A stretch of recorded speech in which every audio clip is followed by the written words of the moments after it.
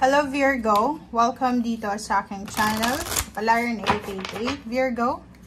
Alamin natin kung anong messages, vibration, gabay, energy, kapalaran para sa inyong lahat. Ito para sa lahat ng Virgo friends natin na nanonood. Ito general reading, first week ng January 2024. First week din to ng 2024. And I hope na makuha mo yung energy. Happy New Year sa lahat ng Virgo.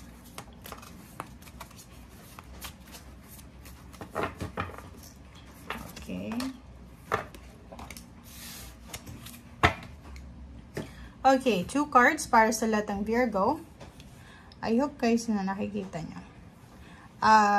Unang barahan natin is number 33. And same din dito sa Taurus and then Capricorn, panoorin mo siya. And 41.5. Merong dito na mga Virgo na medyo marami kayong mga inaalala sa buhay. Ang dami-dami yung pinoproblema sa buhay, 'di ba? Atong number 33 and 41 cards is parang positive vibration siya, 'di ba? Ito yung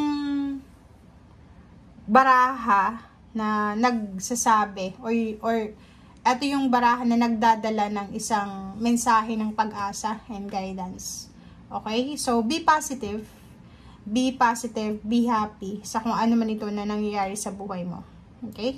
Itong number 5 na to, itong 41 na to, it's a blessing for solace and hope. So yun nga, pag-asa.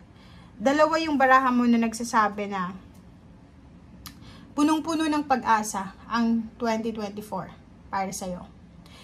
May mga helpers ka, powerful helpers from the universe, from heaven, na naandyan sila para suportahan ka sa mga bagong ideas mo, sa love life.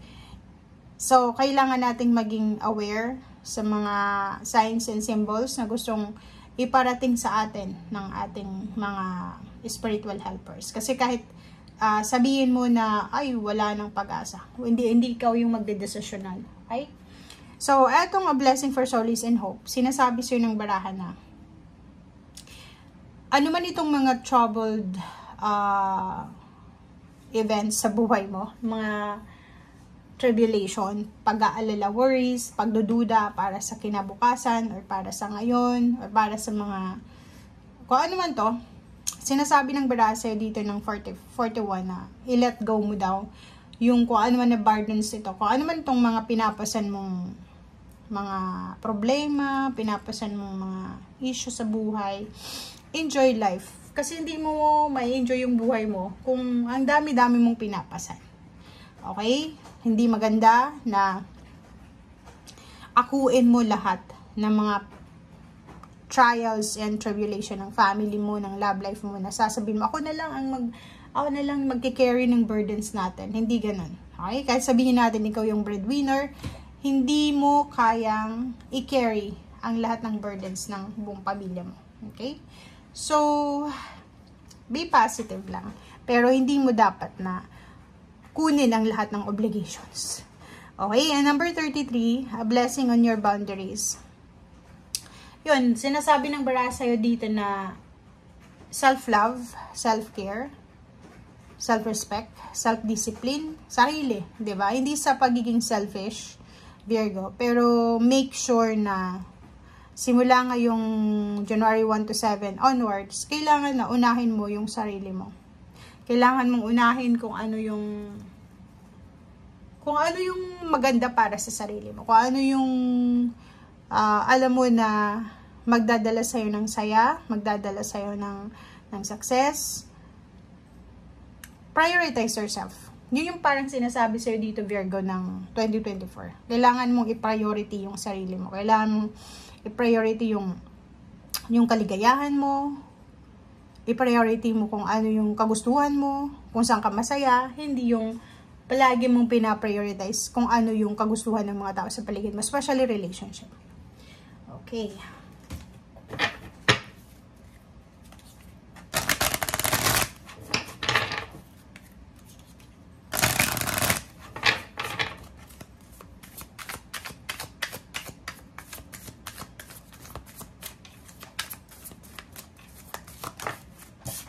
Okay, the thinking man. May isang lalaki na posibleng nag-iisip sa'yo. Or pwedeng ikaw ito, iniisip mo ang isang lalaki. Babae ka man or lalaki. So, 46 siya, it's 10. So, ibig sabihin, kung babae kang Virgo, may isang lalaki na iniisip ka. And, gusto niyang magdesisyon para sa'yo. Pero hindi niya magawa. Kasi hindi niya alam kung ano yung nasa sa loob mo eh. Kasi wala siyang nakikita na parang response sa kung ano yung ginagawa niya. It's either relationship to or boss. Or pwedeng ikaw, babae ka, may iniisip kang isang lalaki. Or parang may gusto ka sa isang lalaki. Lalo na kung single ka. And iniisip mo kung ano yung iniisip niya. Hindi mo alam kung ano rin yung nararamdaman niya sa'yo. Parang ganun. Parang ano siya, mutual yung nararamdaman yung dalawa. Kung single ka ha. Pero, wala kayong idea sa bawat isa. Kung ano yung nararamdaman. Pareho siguro kayong mahiyain. Or pareho kayong earth signs. Or Gemini. Parang gano'n. 5 of Cups. O, yun nga. Diba? So, kasasabi ko lang sa'yo dito ng 33, 5 of Cups, Judgment. Simula ngayong January 1 to 7, make sure na i-let go natin yung mga pagdududa natin sa buhay, panghihinayang, i-let go mo na, mag-decision ka na eh, kasi sayang yung oras eh, kung palagi kang mag-dwell, kung nakadwell ka lang or nag-stay ka lang sa past na hindi naging maganda sa buhay mo, wala, sayang yung oras eh, masasayang ulit yung 1 year mo eh, diba? Masasayang ulit yung 2024, kung magmumukmo ka lang sa gilid or sa kwarto, hindi ka lalabas sa comfort zone mo. So, dito, mag-desisyon na tayo, Virgo, na maging open sa lahat ng possibilities, opportunities sa buhay natin. Okay, the devil, diba? Kung makikita mo dito, stay away from temptation. Kasi may temptation na ulit, diba? Parang sinasabi ng barahan na napapaligiran ka ng temptation. Pwedeng mapaligiran ka ng mga pagdududa ulit. Magdududa ka ulit kasi magmamadali ka.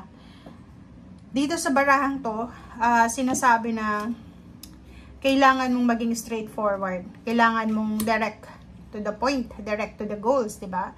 And kung makikita mo tong dalawang to, ito yung kailangan mo this year, especially starting this first week ng January. Temperance and Queen of Swords. So, ibig sabihin niya guys, dapat wag pabago-bago yung isip natin and kailangan natin ng pasensya. Yung pasensya naman sa mga Virgo, malawak yung pasensya nyo eh. Sobrang lawak. Kayo yung pinaka-mapasensya sa lahat ng tao. Pero may mga chances, lalo na yung mga Virgo na may depression, may anxiety, parang nahihirapan kayo na magpasensya, 'di ba? But sinasabi ng baraha sa inyo dito na lawakan nyo pa yung pasensya nyo. Okay. Ibigay nyo yun sa sarili nyo eh. Kasi deserve nyo yun. Pasensya. And at the same time, direct to the point. Direct to the goal. Direction. Kailangan natin ng straightforward na direction. Yung huwag pa bago-bago. Okay? Thank you guys. Bye!